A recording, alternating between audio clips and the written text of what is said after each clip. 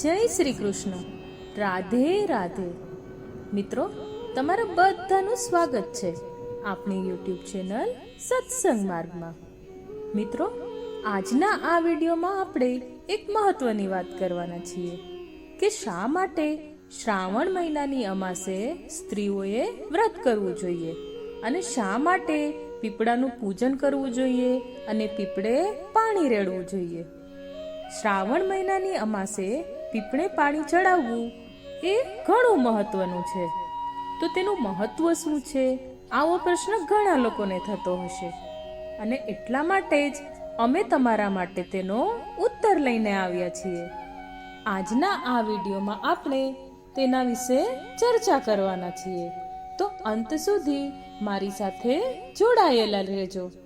જે લોકો અમાસે પીપળે પાણી રેડવા જાય છે તે લોકોને ખાસ કરીને આ વિડીયો મોકલી દેજો. શ્રાવણ મહિનાની અમાસ એ આપણા પિતૃઓ અને પૂર્વજોને સમર્પિત છે અને માત્ર શ્રાવણ મહિનાની જ અમાસ નહીં, પરંતુ વર્ષભરમાં આવતી દરેક અમાસ એ તેમને સમર્પિત છે.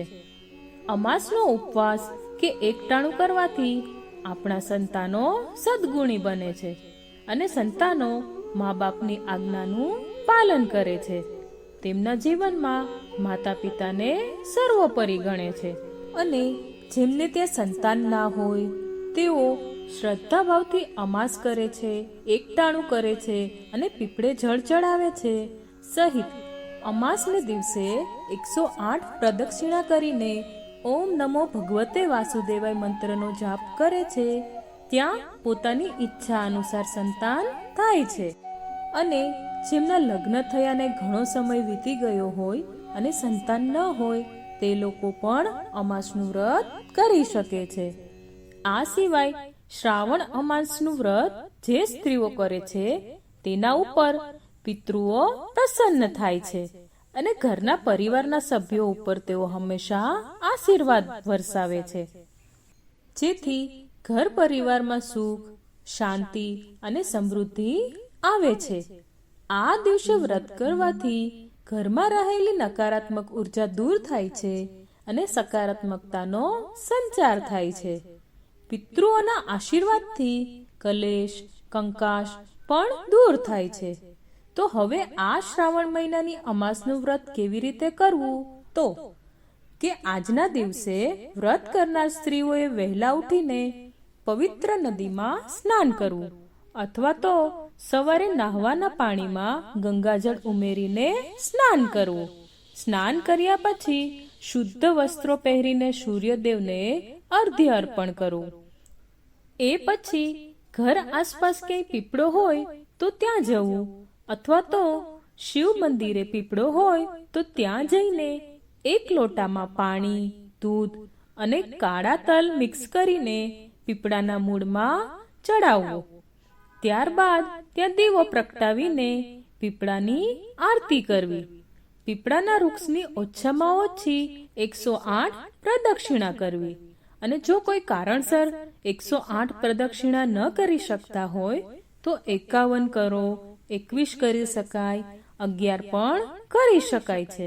અને પરિક્રમા કરતી વખતે ઓમ નમો ભગવતે વાસુદેવાય મંત્રનો જાપ કરવો.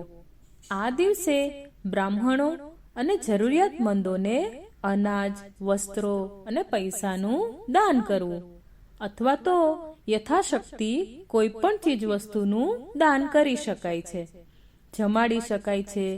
આ અમાસના દિવસે જે કોઈ ઉપવાસ કરે છે તે ફળાહાર કે ફરાર લઈને અથવા તો એકટાણું કરીને ઉપવાસ કરી શકે છે. તેણે શુદ્ધ સાત્વિક લસણ ડુંગળી વગરનું બપોરે એક ટાઈમ ભોજન લેવું અથવા તો રાત્રે પણ એક ટાઈમ ભોજન લઈ શકાય છે.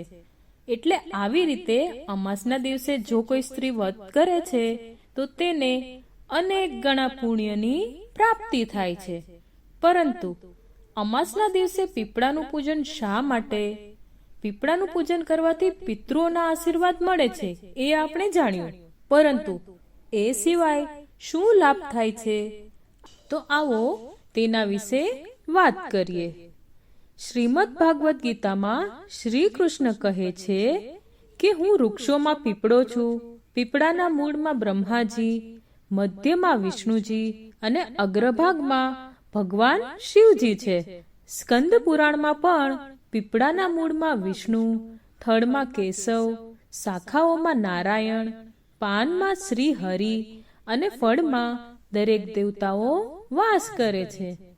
તેના કારણે ધાર્મિક દ્રષ્ટિકોણથી પીપળામાં દેવતા છે એમ માનવામાં આવે છે અને દેવતા માનીને પીપળાની પૂજા કરવામાં આવે છે. જો આપણે તેના વૈજ્ઞાનિક દ્રષ્ટિકોણથી જોઈએ તો વૃક્ષ દિવસમાં ઓક્સિજન છોડે છે અને કાર્બન ડાયોક્સાઇડ ગ્રહણ કરે છે અને રાત્રે કાર્બન ડાયોક્સાઇડ છોડે છે અને ઓક્સિજન ગ્રહણ કરે છે.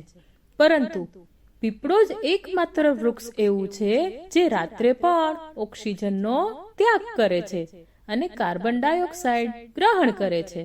અને એટલા માટે પીપળો વાવવો એ ખૂબ જ શુભ માનવામાં આવે છે. તો હવે આ પીપળાની પૂજા કરવાથી શું થાય?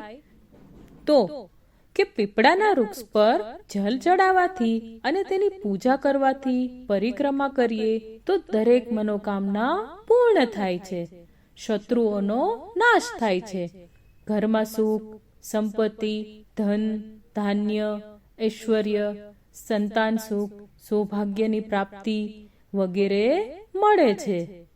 પીપળાની પૂજા કરવાથી ગ્રહ પીડા, પિતૃદોષ, કાળ સર્પદોષ, વિષયોગ અને અન્ય ગ્રહો દ્વારા ઉત્પન્ન થતા દોષોનું પણ નિવારણ થાય છે.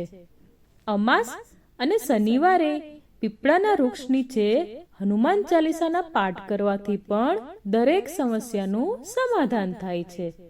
વૃક્ષ શાસ્ત્ર પ્રમાણે એવું માનવામાં આવે છે કે શનિવારે પીપળા પર લક્ષ્મીજી વાસ કરે છે અને તેથી તે દિવસે પીપળાને વૃક્ષ પર જલ ચડાવીને તેની પૂજા કરવી શ્રેષ્ઠ છે.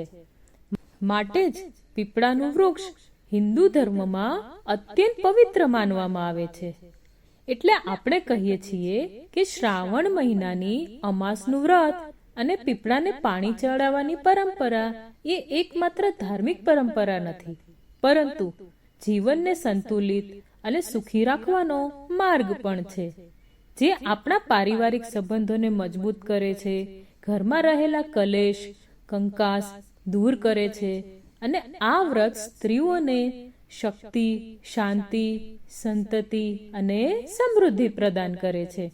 અને આ પરંપરાઓનું પાલન કરીને આપણે આપણા પૂર્વજોને યાદ કરીને તેમના આશીર્વાદ મેળવીને આ જ્ઞાન અને વિજ્ઞાનનો વારસો ચાલુ રાખીએ. તો આ કારણોસર શ્રાવણ મહિનાની અમાસે વ્રત રાખવામાં આવે છે અને પીપળાનું પૂજન કરવામાં આવે છે. તો મિત્રો, હું આશા કરું છું કે હવે આપ સૌને સમજાઈ ગયું હશે કે શા માટે વ્રત થાય છે, પીપળાનું પૂજન થાય છે. તો આવી જ અવનવી અને ઉપયોગી માહિતી જાણવા માટે અમારી ચેનલને સબસ્ક્રાઇબ કરી લેજો અને વિડીયો ગમ્યો હોય તો લાઈક કરજો, વધુમાં વધુ શેર કરજો. અને મિત્રો, આ વિડીયોને તમારા મિત્રો જોડે શેર કરવાનું ભૂલશો નહીં. હવે મને રજા આપો, ફરી મળીશું એક નવા વિડીયોમાં.